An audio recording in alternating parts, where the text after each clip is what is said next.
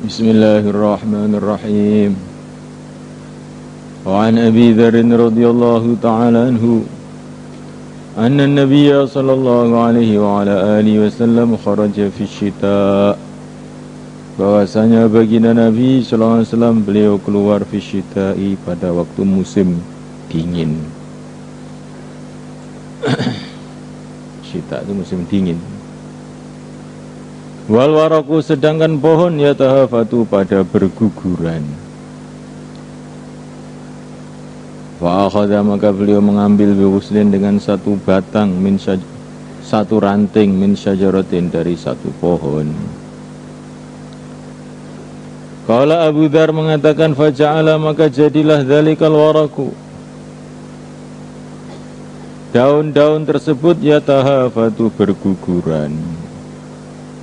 Faqala, maka baginda mengatakan ya Abu Dzar, qultu, aku mengatakan labbaika ya Rasulullah, sendika dawuh du Gusti Kanjeng Nabi. Labbaik ini ucapan untuk menyambut seruan orang yang sangat dihormati. Labbaik, kami siap ya Rasulullah.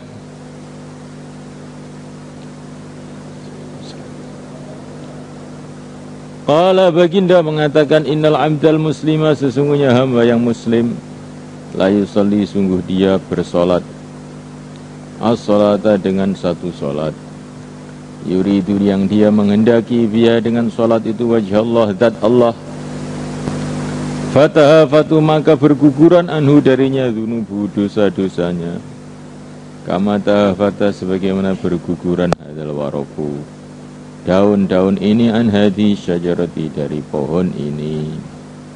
Rawa Ahmad bi isnadin hasan.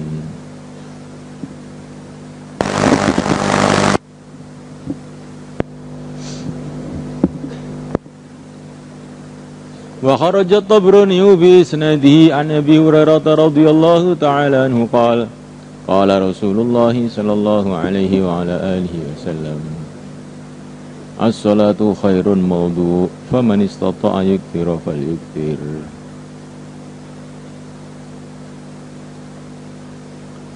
As-salatu, salat, khairun mawdu'un, adalah kebaikan yang ditaruh, tinggal ambil saja. As-salatu, salat, khairun mawdu', adalah kebaikan mawdu'un, yang ditaruh, yang tinggal ambil saja, yang mudah untuk diambil. Faman istata'a, maka barang siapa mampu, ayukthira, untuk memperbanyak salat, falyukthir, hendaklah dia memperbanyak. Wa qala Bakr bin Abdillah al-Muzani,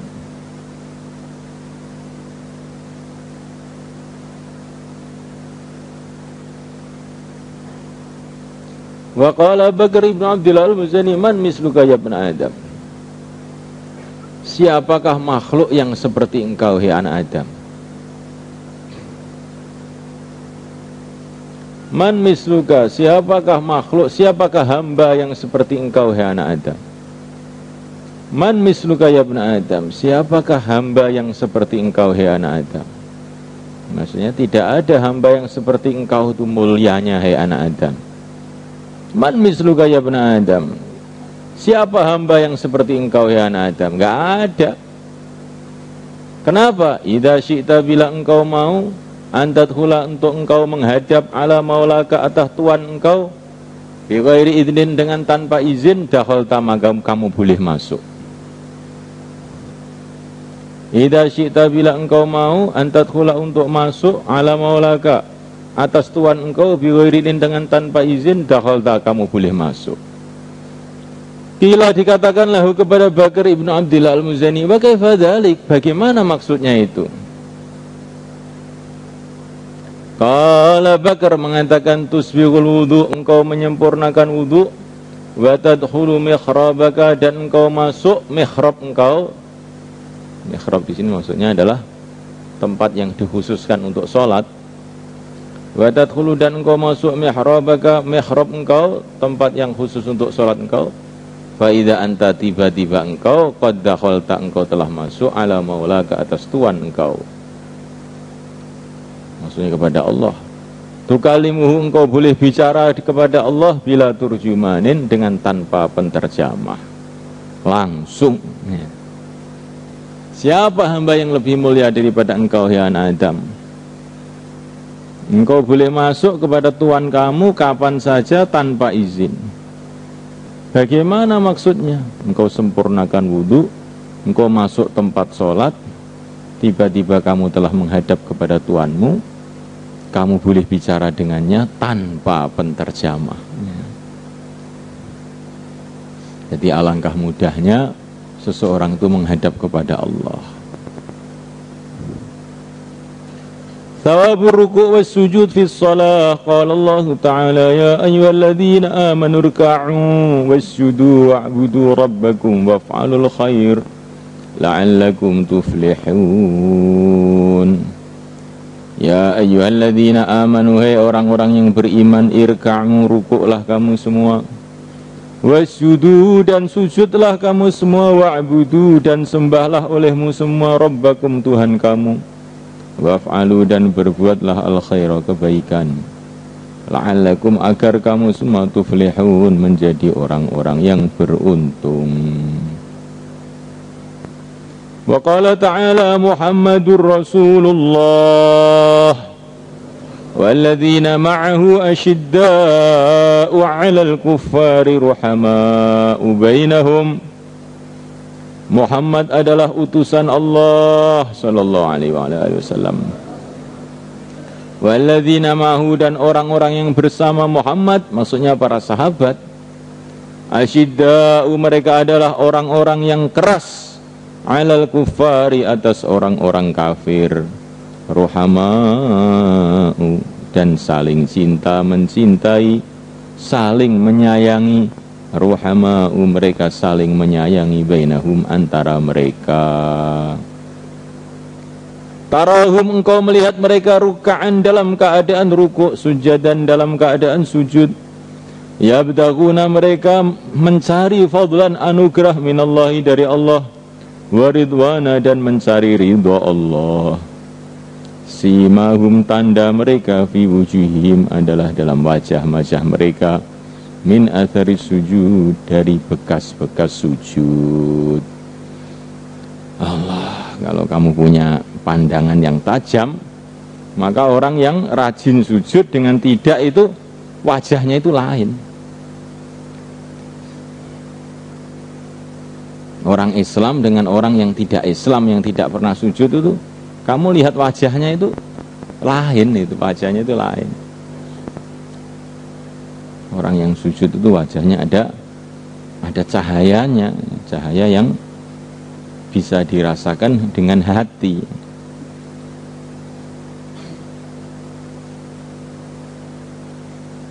Wa an Uqbah bin Amir radhiyallahu ta'ala anhu, bahwasanya beliau sami'a Rasulullah sallallahu alaihi wa ala alihi wasallam yaqul, beliau mendengar Rasulullah SAW bersabda, ma minkum, tidak ada di antara kamu, min muslimin, seorang muslim pun tidak ada di antara kamu, yuhsinul wudu', maka dia membaiki wudunya, ya wudu' fa yuhsinul wudu', maka dia membaiki wudunya, summa yaqumu, kemudian dia berdiri, fayusalli, maka dia sholat, raka'ataini, 2 rakaat. Yukbilu, yang dia menghadap, alaihima, atas 2 rakaat itu, biqalbi, dengan hatinya, wa wajihi, dan wajahnya, illa wajabat, kecuali wajib, lahu, baginya, al jannatu, surga. Rawahu Muslim. Allahumma ij'alna minhum. Wa an Abi Hurairah radhiyallahu ta'ala anhu anna Rasulullah sallallahu alaihi wa ala alihi wasallam marra bi qabr. Beliau berlalu dengan satu kuburan. Beliau melalui satu kuburan. Faqala, maka beliau mengatakan, man sahibu hadzal qabr, siapa pemilik kubur ini? Maksudnya ini kuburan siapa? Siapa pemilik kubur ini? Maksudnya ini kuburan siapa? Faqalu, maka para sahabat mengatakan, fulan, ini kuburannya fulan ya Rasulullah.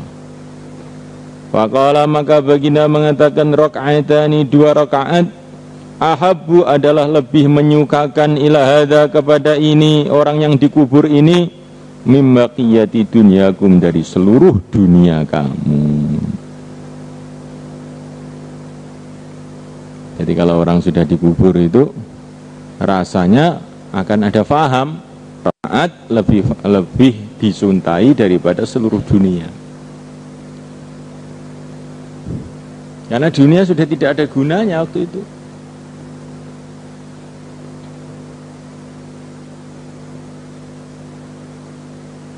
Tidak ada harganya, yang ada harganya tinggal amal saja.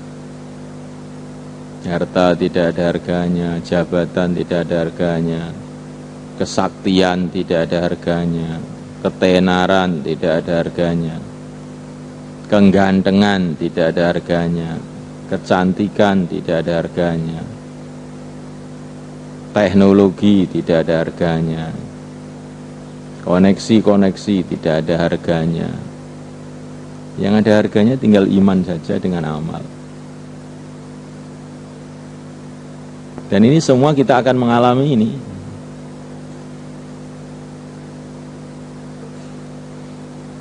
Nah, kita ini harus merenung. Orang yang beriman ini kalau sholat 2 rakaat semestinya lebih gembira daripada dikasih dunia dengan segala isinya. Ya, habis sholat tuh gembira begitu orang iman itu. Kalau dia tahu nilainya sholat. Jangan sampai kita ini paham agama setelah dikubur. Setelah dikubur baru paham, oh sholat itu penting, sholat itu bernilai. Kalau kefahaman itu setelah dikubur, nah ini jadinya penyesalan. Tapi kalau kefahaman itu sekarang, nah jadinya akan kemuliaan. Ya Allah, betul-betul beruntung orang yang mendengar berita-berita dari Nabi seperti ini, ya kan?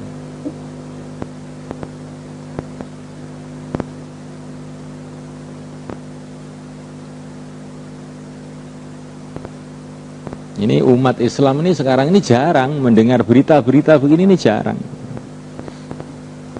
Yang didengar itu berita nilainya mobil, nilainya uang, nilainya sawah, nilainya ladang.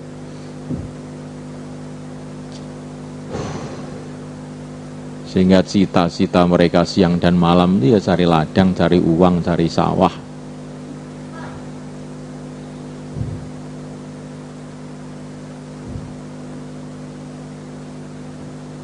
Orang-orang yang mendengarkan berita-berita ini dari Nabi, Masya Allah, betul-betul orang beruntung kan? Kalau mau merenungi betul-betul kan?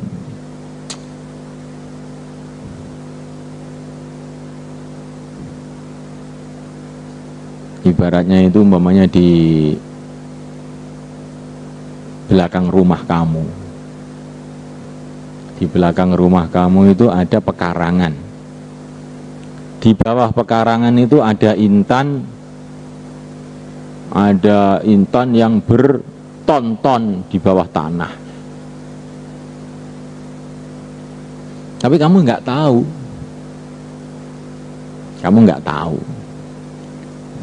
Sehingga kamu ini ya tetap miskin saja, tiap hari mencangkul di situ, dapat apa? Padi sedikit, kedelai sedikit. Padahal di bawah itu sebetulnya ada intan berton-ton, tapi kamu nggak tahu. Terus tahu-tahu tiba-tiba ada orang datang kepada kamu. Pak, kasihan betul Bapak ini. Ada kasihan apa? Itu Pak, di belakang rumah kamu itu, di pekarangan Bapak itu, di bawah itu ada tambang intan, ada bertonton intan. Itu kalau kamu ambil, kamu jual, kamu lebih kaya dari SBY kamu. Ya. Iya dong. Iya bener. Kira-kira kayak apa gembiranya orang tadi dengan berita itu? Masya Allah, seumur hidup saya tidak akan lupa kepada kamu, Pak. Berita kamu ini telah membuat saya kaya dalam sekelip mata. Masya Allah, saya tidak menyadari. Kalau nggak ada berita ini, ya saya ini miskin seumur hidup saya. Jadi petani seumur hidup. Mulai besok itu berarti saya jadi orang paling kaya di dunia saya. Gara-gara berita Bapak ini. Sudahlah, sekarang itu saya anggap Bapak ini sebagai Bapak saya siap apa saja korban untuk Bapak. Iya enggak? Ya begitu juga Nabi itu lebih dari itu sebenarnya. Kita ini orang miskin, nggak punya apa-apa, gara-gara mendengar berita dari Nabi ini, kan jadi kaya mendadak kita ini. Sholat 2 rakaat lebih mahal dari dunia dengan segala isinya. Dari mana kita dapat ini? Dari Nabi bukan?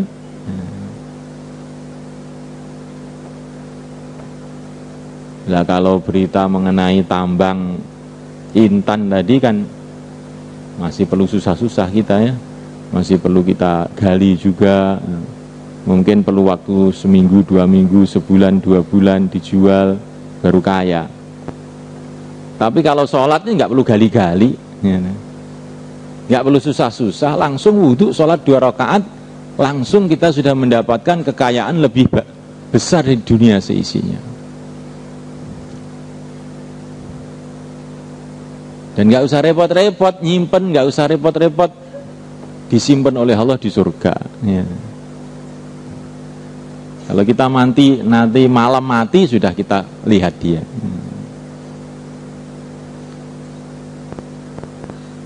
Apa nggak seneng ini berita ini? Oh, Masya Allah. Kalau kita menyadari berita-berita dari Nabi seperti ini, kita ini ngaji ini seneng, nggak karuan senengnya itu.